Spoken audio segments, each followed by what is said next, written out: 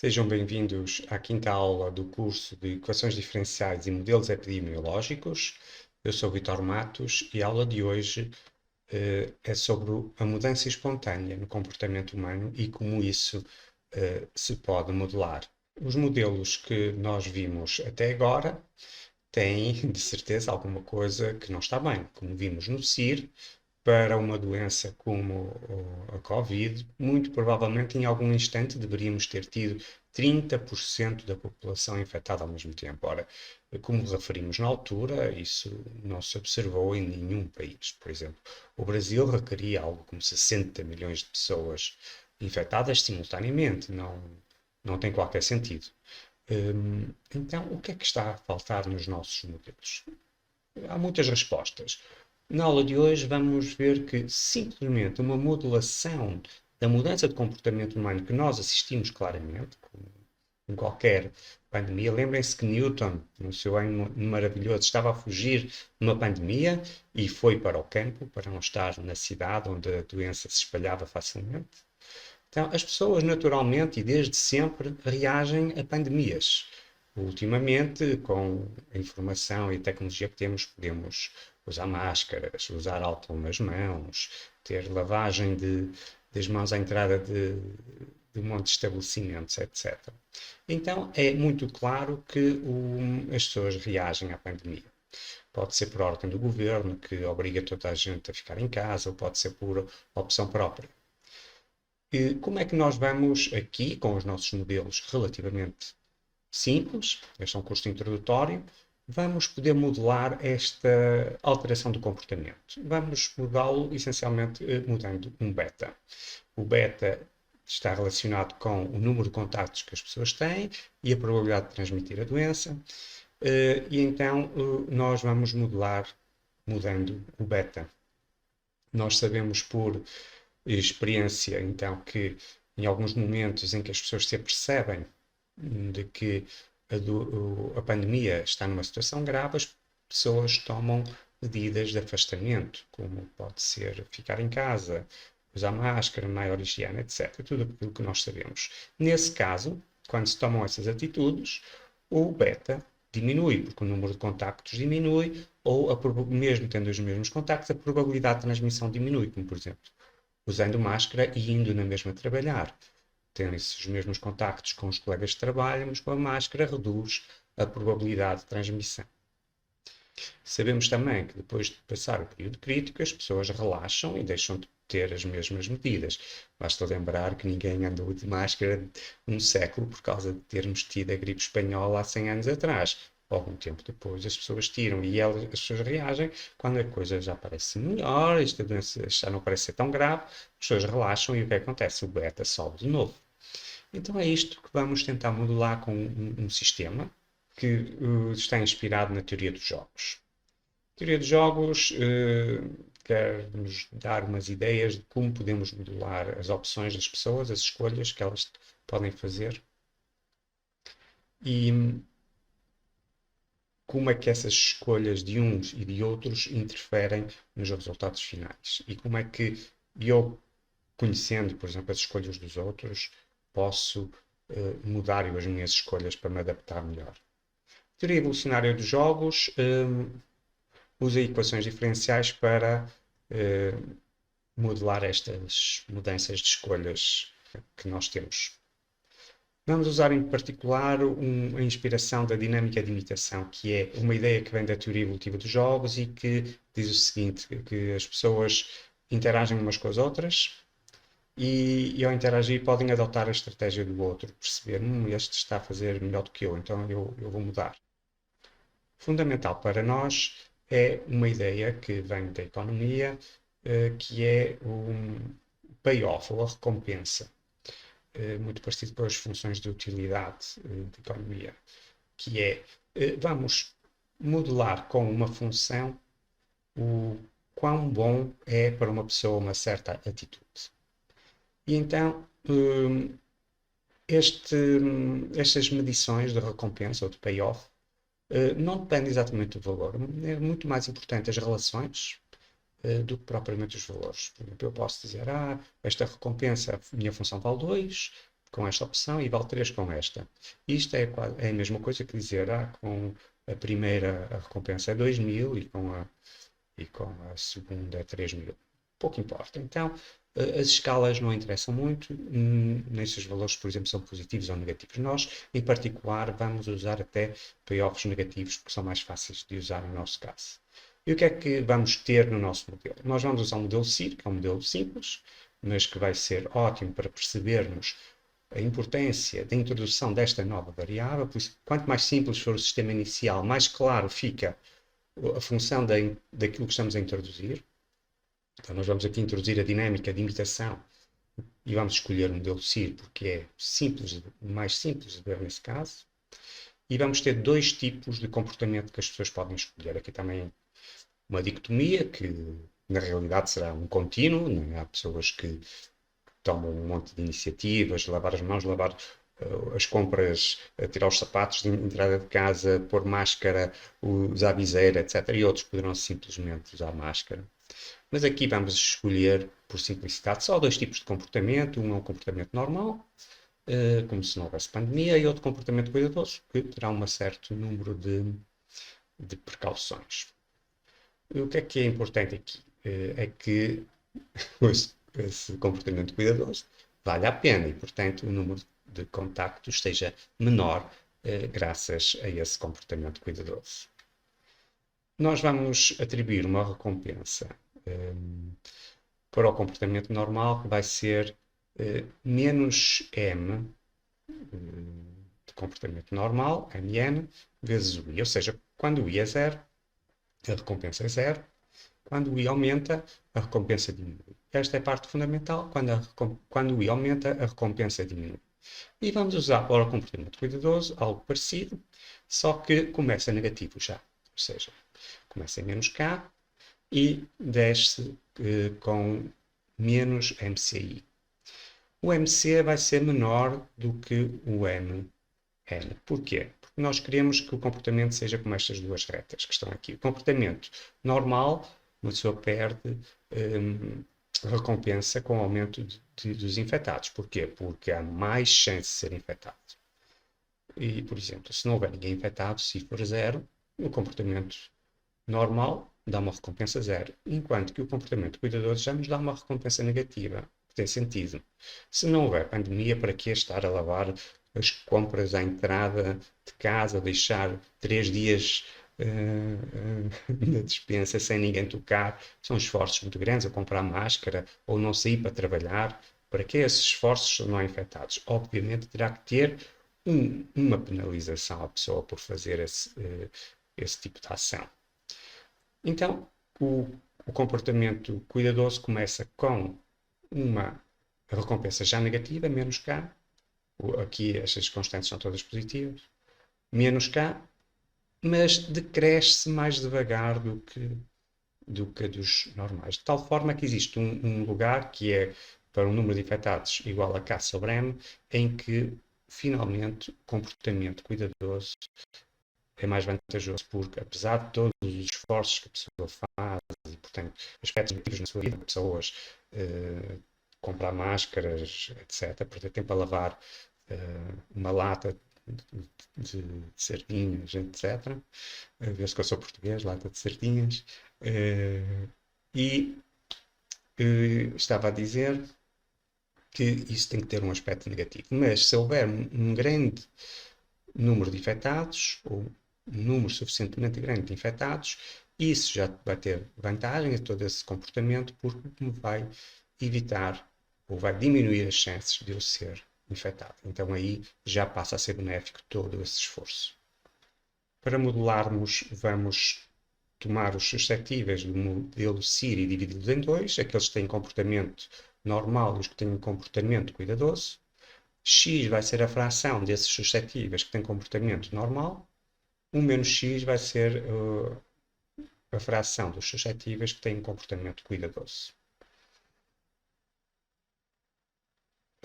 Vamos modelar a imitação dependendo do número de encontros entre esses suscetíveis. De forma similar ao que vimos nas 2 primeiras aulas, isto vai ser dado pela pelo produto das duas frações. Então, o, estes suscetíveis encontram-se com uma frequência proporcional a x vezes 1 menos x.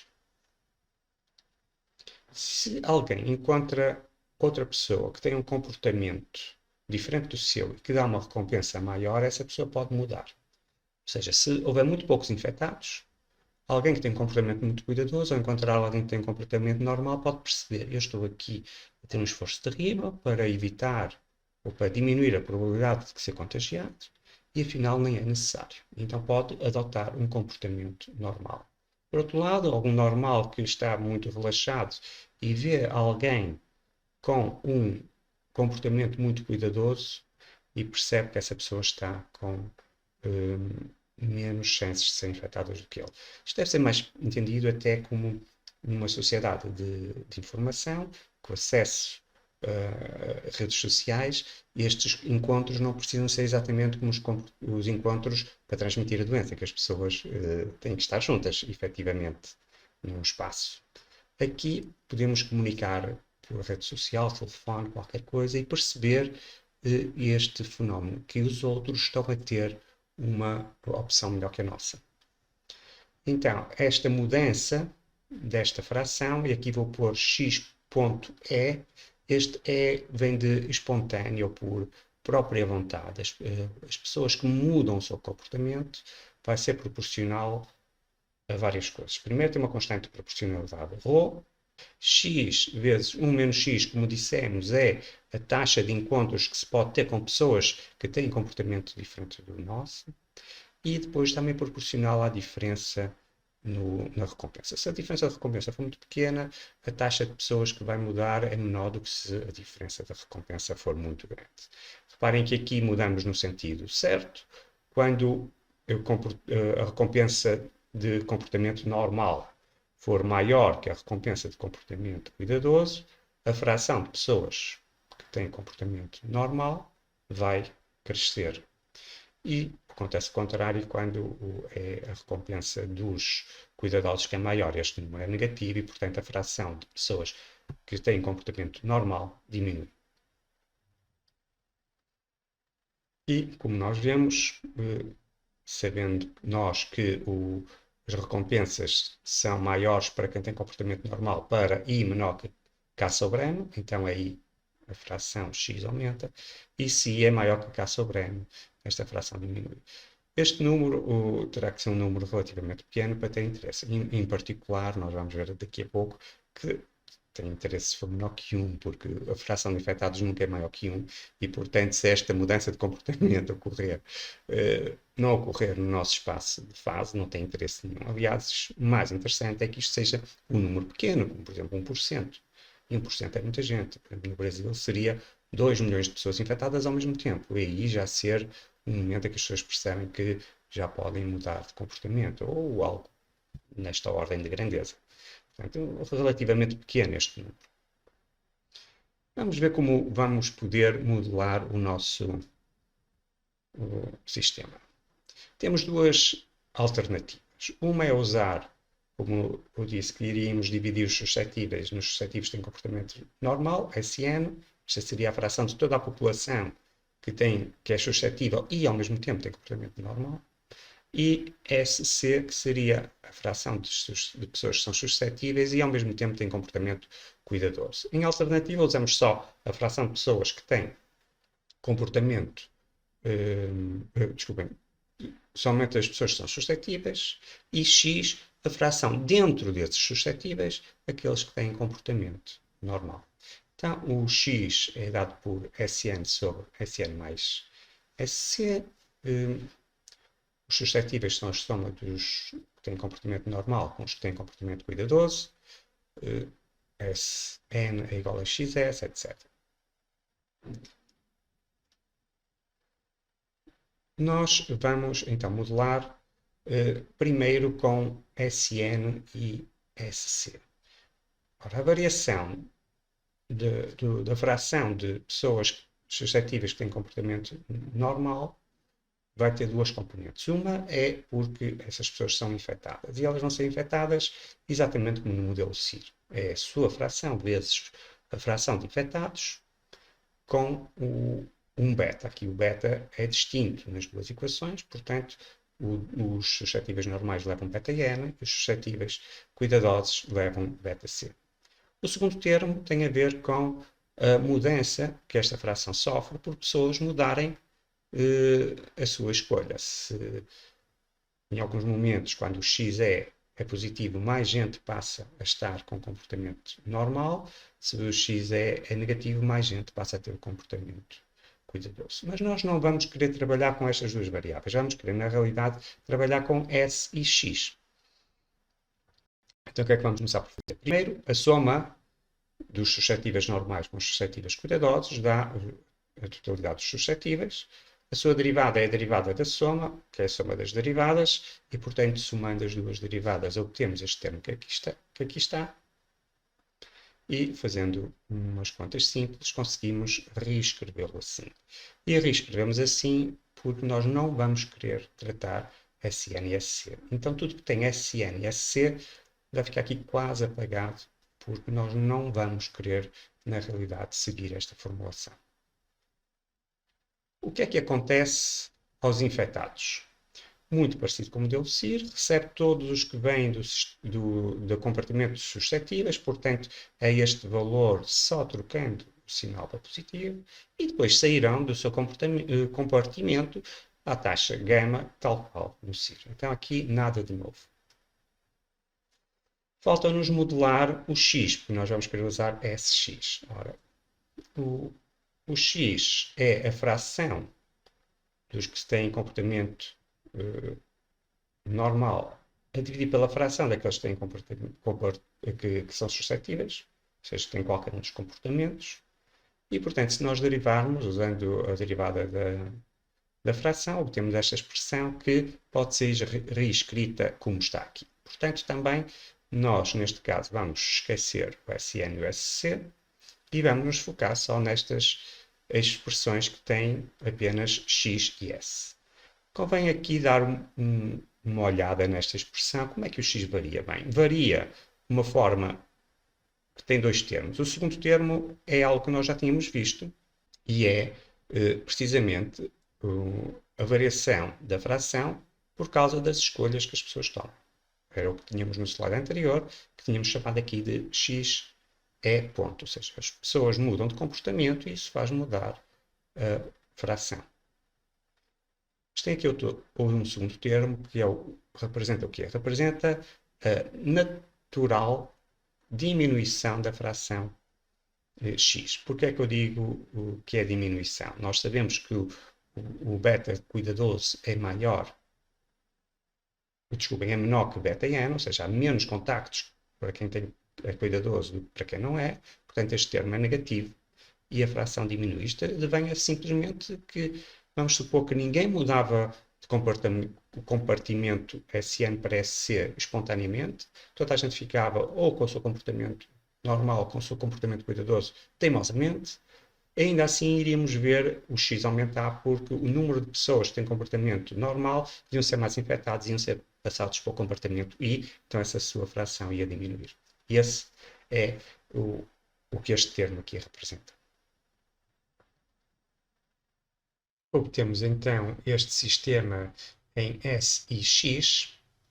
O espaço de fase é um prisma, tem como base o triângulo do sistema CIR e tem a altura 1, que é o x que varia entre 0 e 1. Vamos assumir algumas coisas neste modelo. Primeiro é que beta-n do comportamento normal sobre gama leva a um R0 maior que 1. Isto quer dizer que sem comportamento cuidadoso temos um modelo CIR com expansão da epidemia no início. Vamos supor, por outro lado, que quando se tem comportamento cuidadoso, se consegue baixar o R o suficiente para ele ser menor que 1. E, portanto, com comportamento cuidadoso, a mesma doença extingue-se mesmo quando toda a gente é suscetível. Cá sobre M, vamos assumir que é menor que 1 para que seja mais vantajoso ter o comportamento cuidadoso para algum valor de I, entre 0 e 1, e em particular, isto será interessante, como já dissemos, se K sobre M for algo bem pequeno, 1% pode ser um número que nos pode ficar na ideia. O rho que tínhamos visto que era uma constante de proporcionalidade, ele mede a velocidade com que se muda de comportamento. Se o rho é grande, as pessoas em contacto com outras que têm comportamento que têm um payoff maior que o seu, mudam mais rapidamente o seu comportamento. E nós vamos ver, na realidade, queremos que seja bem rápido. E quando queremos dizer rápido ou que o rho é grande, estamos sempre a pensar em escalas de tempo relativas. Se a nossa doença tem um desenvolvimento para o modelo CIR com alguns infectados, depois cresce muito, depois decai, que leva meses, então esta mudança de comportamento tem que ser menor que meses. Terá que ser semanas ou dias. Se for uma doença muito longa, como por exemplo a AIDS, a mudança de comportamento já pode demorar meses, que terá o mesmo efeito. É uma questão de escala. Tem que ter uma escala menor, ou seja, tem que se mudar mais rápido o comportamento, muito mais rápido do que o desenvolvimento natural da doença. Com isto vamos ver que vamos poder produzir aquilo que sempre se observou em pandemias, que são ondas, ou seja, não temos uma só onda, como no CIR, uma onda altíssima a atingir, como já disse no caso do Covid, os 30%, e só depois descer 30% de infectados simultaneamente. Não é isso que se observa, e aqui vamos ver que vamos poder produzir diversas ondas. Para o fazer, vamos estudar duas escalas de tempo. Uma seria a escala de tempo natural da doença, que vamos chamar tempo lento, e é o tempo que estamos a usar de início. Então temos o sistema que tínhamos há pouco. Mas vamos agora fazer umas pequenas alterações. Primeiro, o ρ é grande, então 1 sobre ρ é pequeno. E nós vamos chamar este 1 sobre ρ epsilon. E vamos escrever, dependendo deste epsilon, que é um número positivo, mas pequeno.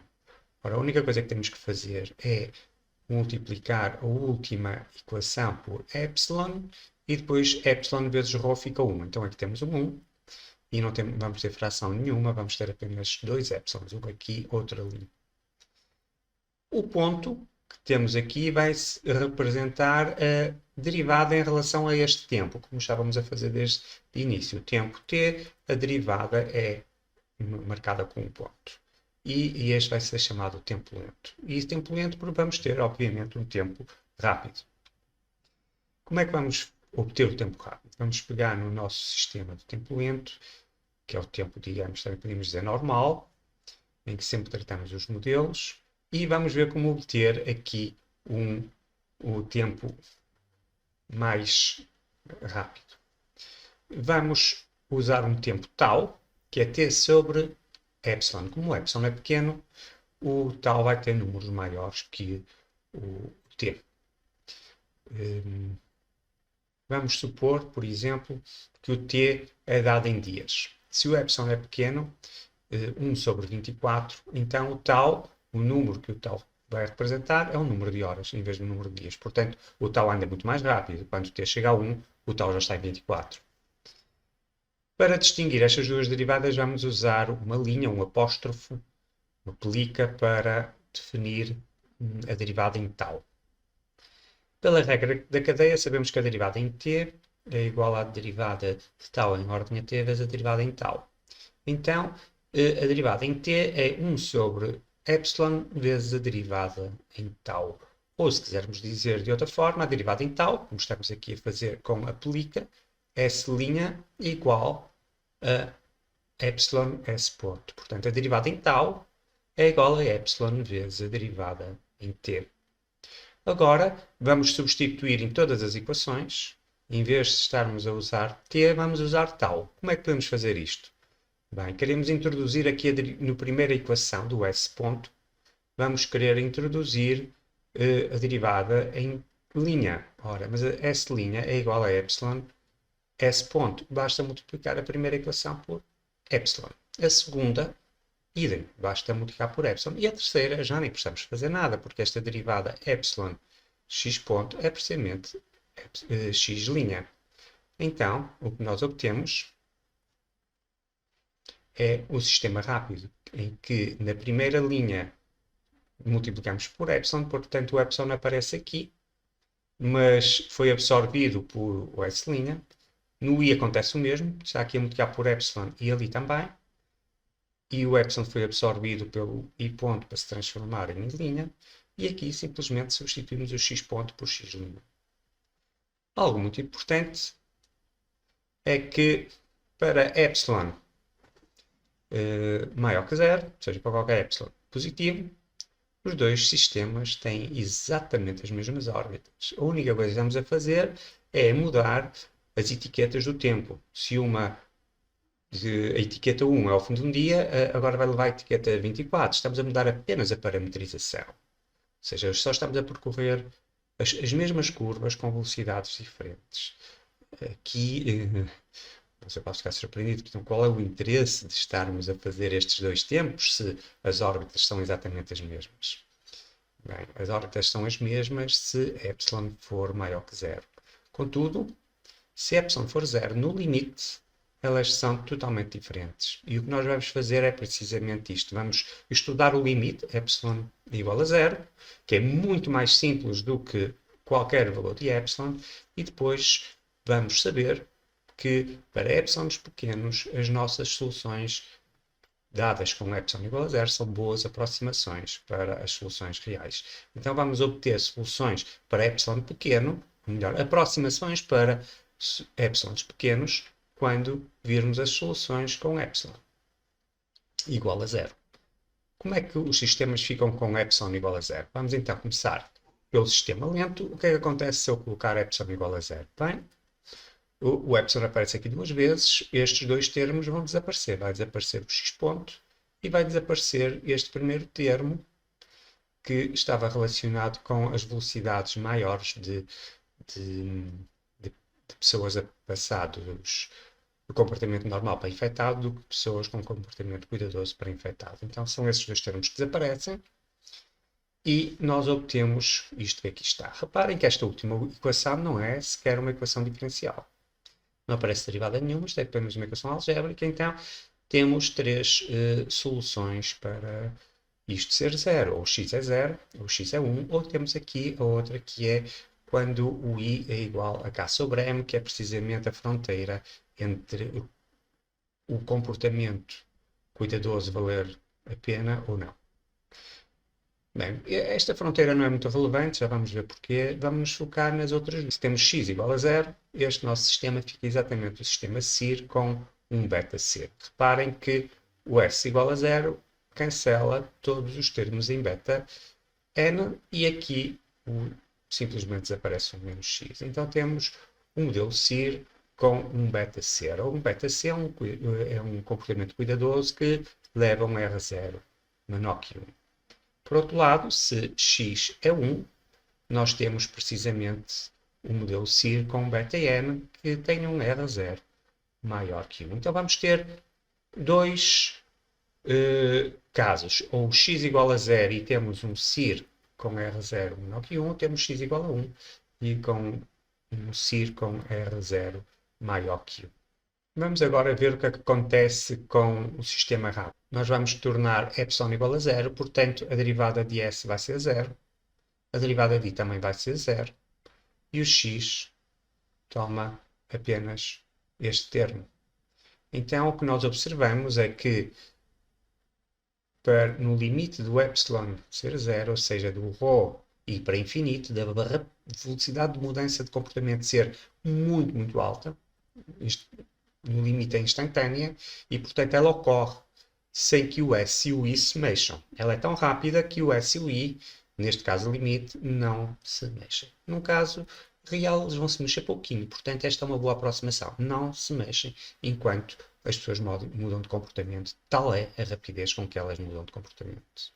São estes dois comportamentos que vamos juntar para perceber como é que são as soluções do caso em que epsilon não é zero. Bem, como é que são as órbitas do nosso sistema lento? Só temos dois tipos de órbita, uma para x igual a zero, que temos o R0 menor que 1, portanto da segunda aula sabemos que o diagrama de fase é algo como está aqui neste eixo, estando o S a apontar para aqui e o I a apontar para lá. Para x igual a 1, aqui em cima temos um diagrama também do modelo CIR, só que agora com R0 maior que 1. E, portanto, as nossas órbitas vivem apenas neste x igual a 1 ou no x igual a 0. Se formos ver o nosso sistema rápido, o S e o I estão parados e o x migra do equilíbrio x igual a 0 para o equilíbrio 1 ou vice-versa. Como é que vamos saber isso? Vamos saber pelo sinal da velocidade. Ora, quando estamos à esquerda, ou seja, quando I é menor que K sobre M, aqui nós temos uma velocidade positiva. Se I é menor que K sobre M, isto é positivo, e então nós deslocamos do equilíbrio x igual a 0 para o equilíbrio x igual a 1. Por outro lado, se estamos à direita de K sobre M, ou seja, se I é maior que K sobre M, este termo é negativo, e então migramos de x igual a 1 para x igual a 0. As nossas soluções para epsilon pequeno vão ser bem aproximadas pela junção das nossas soluções, que são chamadas soluções singulares, que é uma mistura de soluções do sistema rápido com soluções do sistema lento. E como é que é esta mistura? Nós vamos partir aqui, vamos supor daqui deste ponto, e estando nós fora de x igual a 0 ou x igual a 1, vamos estar no sistema rápido e então vamos nos deslocar para o equilíbrio correspondente. Se aqui I é menor que K sobre M, vamos nos deslocar rapidamente para o equilíbrio x igual a 1. Nós já sabemos que os equilíbrios não são atingidos, mas como aqui estamos nos limites, aqui iríamos lá chegar. Chegando aqui a x igual a 1, vamos então mudar para o sistema lento e vamos deslocar ao longo das órbitas do modelo CIR com R0 maior que 1.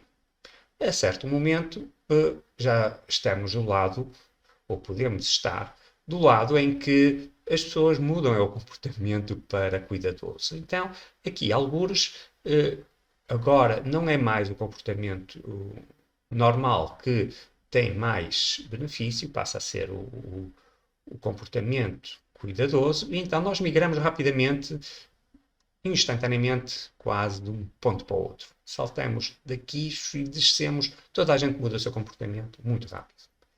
Estando nós agora em x igual a 0, vamos obter uma órbita de um CIR com R0 menor do que 1. E então são as órbitas conhecidas e vamos atravessar para o outro lado do nosso plano, que divide os comportamentos, e vamos de novo, agora estamos de novo do lado em que o comportamento normal é mais benéfico, então vamos migrar para, outra vez, para x igual a 1, e esta sucessão de trocas e de órbitas de modelo CIR, R maior que 0, R0 maior que 1 e R0 menor que 1, permite obter as ondas.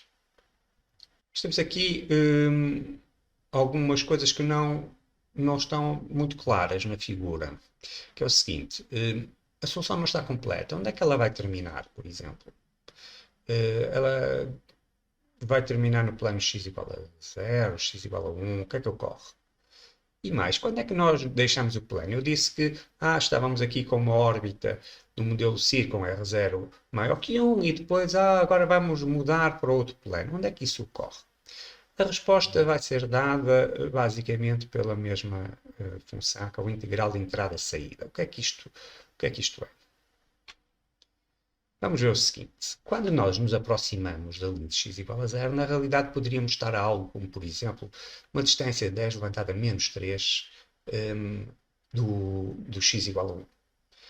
E iríamos andar por ali e nós sabemos que temos uma exponencial, então a cada passo, por exemplo, iríamos reduzir 10 vezes. Então agora já estamos só, não uma milésima, mas uma décima de milésima. Agora, ou uma centésima de milésima, milionésima, etc. Até algum lugar que é precisamente quando vai mudar o comportamento, em que na realidade não estamos em x igual a 1, estamos a uma distância de uma bilionésima no x igual a 1, mas agora estamos do lado em que os diagramas de fase de x apontam para baixo. Então agora nós vamos começar a fugir do plano x igual a 1. Se até aqui nos vínhamos aproximar, porque do lado esquerdo o diagrama de fase aponta para cima, o diagrama de fase do x, agora ele aponta para baixo. Vamos começar a separar. Só que reparem que uma exponencial, como eu já vos disse numa das outras aulas, quanto maior o seu coeficiente no expoente, mais ela fica colada ao zero durante muito tempo e depois, quando descola, tem um comportamento mais violento. Quanto maior o expoente, mais radical é o seu movimento, desvinculado a zero e depois, de repente, a explodir. Se o coeficiente for baixinho, ele vai se descolando mais lentamente. Aqui nós estamos a ver um caso em que o expoente é muito forte, porque o ρ é muito grande. Então, temos esta colagem, portanto, aqui estamos a uma bilionésima da distância do ponto x igual a 1. No passo seguinte, isto aumentou muito, aumentou 10 vezes, mas continua a ser uma centésima de milionésima, ou seja, continua a ser muito, muito perto. Assim como aqui, aqui ainda estamos a uma milionésima, estamos a separar proporcionalmente muito rápido, mas em valores absolutos, estamos basicamente no 1 ainda. E aqui a algum momento chegamos outra vez a uma distância de 10 elevado a menos 3. Então é mais ou menos isto que nos vai permitir perceber quando é que vamos sair. E vamos sair olhando o que é que nós entendemos por entrar. Se nós dissermos que chegamos a x igual a 1, quando estivermos a uma milésima de distância, então nós iríamos conseguir calcular qual é que era o valor do x desde essa milésima até que ele foi descendo a uma bilionésima e depois voltou a subir, subir, subir, subir até uma milésima. Se nós decidíssemos estar no plano x igual a 1, se estivermos a uma milésima de distância, então nós iríamos saber se entrarmos aqui com uma milésima, voltando atrás, se nós entramos aqui com uma milésima, nós vamos poder fazer as contas, saber até quão perto vamos chegar do plano, aqui seria neste exemplo só de figura uma bilionésima, e agora teríamos que ver quanto é que vamos ter que andar sobre esta curva para voltar a chegar a uma milésima, e aqui dizer assim, se ele está a uma milésima, então saímos do plano x igual a 1 e passamos a movimentar-nos na vertical. Este é o que se chama o integral de entrada-saída. E ele está relacionado com o comportamento do x. E nós vamos então isolar o comportamento do x, vamos ver então o sistema rápido, e no sistema rápido nós temos uma EDO deste género. Ou seja, temos dois equilíbrios, x igual a 1 e x igual a 0, e vamos nos aproximar quando estivermos com k menos ni com um certo sinal e separar quando estiver outro. Isto varia se for x igual a 1 ou x igual a 0. Vamos então estudar como é que é próximo de cada um dos equilíbrios, fazemos uma expansão em torno dos equilíbrios e fazemos a derivada desta variação de x em ordem ao próprio x, temos este comportamento e isto dá-nos uma ideia de como é que se comportam as soluções perto dos equilíbrios. Bem, estas EDOs aproximam nos dois equilíbrios, x igual a 0 e x igual a 1, e os comportamentos são simétricos. Quando do lado esquerdo do plano I igual a K sobre M, as órbitas afastam-se de 0 e aproximam-se de 1, e do outro lado é ao contrário. E é com estas aproximações lineares do comportamento de x que vamos poder medir quanto é que nos estamos a aproximar e quanto nos separamos quando nós andamos numa órbita do modelo CIR. Então o que vamos fazer é algo similar ao que vimos na figura anterior. Vamos andar sobre uma órbita de CIR e fazer o integral de quanto é que o x está a variar. No nosso desenho foi de uma milésima a uma bilionésima. Se nós formos fazer as contas, o que é que vamos ter que fazer? Vamos escolher aqui um limite, que é o nosso delta, que estará entre 0 e 1. No nosso exemplo seria uma milésima.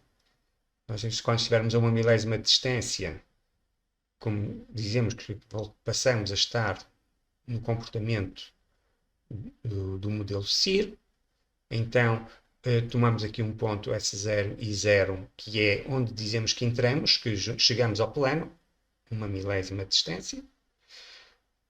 Fazemos agora um integral de quanto varia o x ao longo desta curva, que é a do nosso modelo CIR. Como estamos a fazer o x igual a 0, é um CIR com R0 menor do que 1. Se fosse em cima, seria com R0 maior que 1. Integramos ao longo desta curva as variações do x.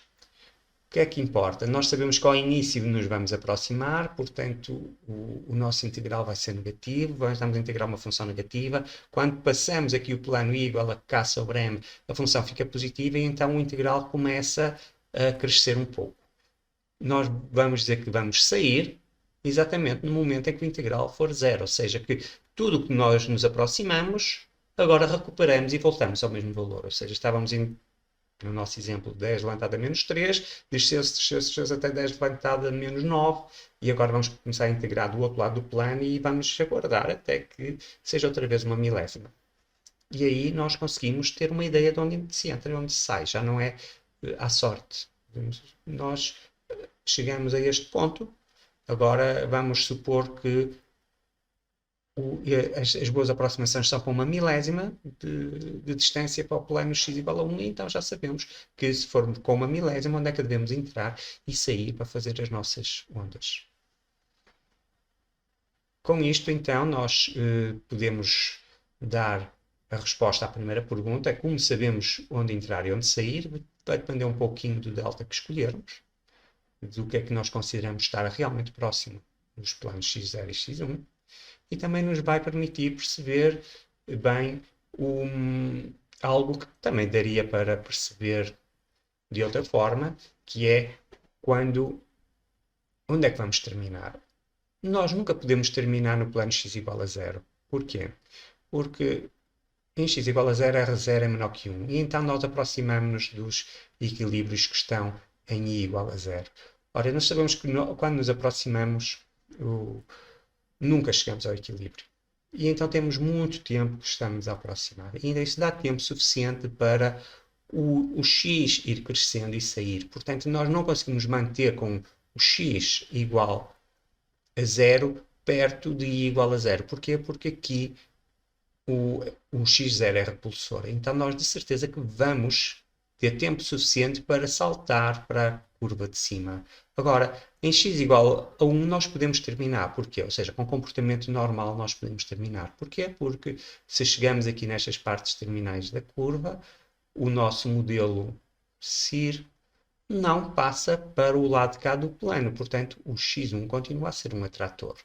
Então, podemos perfeitamente esperar o tempo infinito até o equilíbrio sem sair de x0. E então, este nosso integral de entrada e saída diz-nos onde saímos e também nos diz que nós podemos terminar os nossos ciclos pandémicos sempre com comportamento normal. Para observarmos várias ondas, o plano não poderia estar nesta posição, porque poucas vezes iria as órbitas do CIR com R0 maior que 1, poucas vezes iriam cruzar o plano. Se reparar e o plano estiver bem próximo a i igual a 0, vamos cruzar várias vezes para um lado e para o outro e modelando várias ondas. Quanto mais próximo estiver o plano k sobre m de 0, mais vezes vamos trocar de um lado para o outro, então menores serão as ondas, mas em maior número. Vamos ver o que é que poderíamos fazer para o futuro. Para o futuro, poderíamos aumentar o número de compartimentos e distinguindo, por exemplo, grupos sociais ou profissionais, e melhoraríamos estes modelos de comportamento. Outra melhoria que poderíamos fazer ao nosso modelo seria não colocar o K constante, porque com o passar do tempo o custo de ficar em casa agrava-se. ou sejam custos meramente psicológicos e pessoais, como ausência de contacto com a família e com amigos, seja por questões económicas, porque ficando em casa se pode não ter o mesmo rendimento que trabalhando fora. Se alguém tem um emprego que requer, por exemplo, venda de produtos e não está ativamente a vendê-los, obviamente vai perder algum rendimento e aí cada vez fica mais custoso ficar em casa. Então, cada vez é mais, tem maior payoff, mas eu ter um comportamento normal. Outra variação que poderíamos fazer seria em dar uma resposta um pouco retardada. As pessoas não responderem exatamente ao número de pessoas que estão infectadas no momento, mas sim ou uma média dos últimos tempos, ou referindo-se a um tempo um pouco anterior. Como o seguinte, imaginem que as coisas estão a piorar e as pessoas não tomam consciência imediata disso. Só quando ficam realmente más é que as pessoas se apercebem. Então, se sermos um integral ou se virmos como estavam a situação um tempo antes, isto modela bem. E o mesmo no regresso ao comportamento mais normal. Mesmo que as coisas já tenham melhorado, as pessoas mantêm algum receio porque se lembram de que foi muito terrível algum período, alguma onda da pandemia e então, antes de voltar ao comportamento normal, ficam ainda mais algum tempo confinados. Poderíamos também descrever muitos outros aspectos da sociedade, como que amigos nós circulamos. Será que nós circulamos uniformemente pelas pessoas que têm comportamento normal ou cuidadoso? Provavelmente não. Provavelmente vivemos em algumas bolhas de pessoas que têm mais receio e têm um comportamento mais cuidadoso, de pessoas que ignoram ou menosprezam a pandemia e têm um comportamento mais normal. Então poderíamos, por exemplo, usar as mídias que as pessoas veem, ou os grupos do WhatsApp que partilham para modelar grupos distintos. Atualmente, os modelos que servem para fazer previsões geralmente não usam esta modelação do comportamento humano. E a razão é que modelar o comportamento humano é muito difícil. E encontrar estes parâmetros K e M é, não é muito prático de o fazer no mundo real. Mas mesmo assim, mesmo este modelo sendo difícil de se encontrar uns parâmetros reais e sendo muito idealizado, só dois comportamentos, ou cuidadoso ou normal, não há nada no meio, serem haver uma divisão clara onde um tem um comportamento tem maior payoff do que o outro, etc.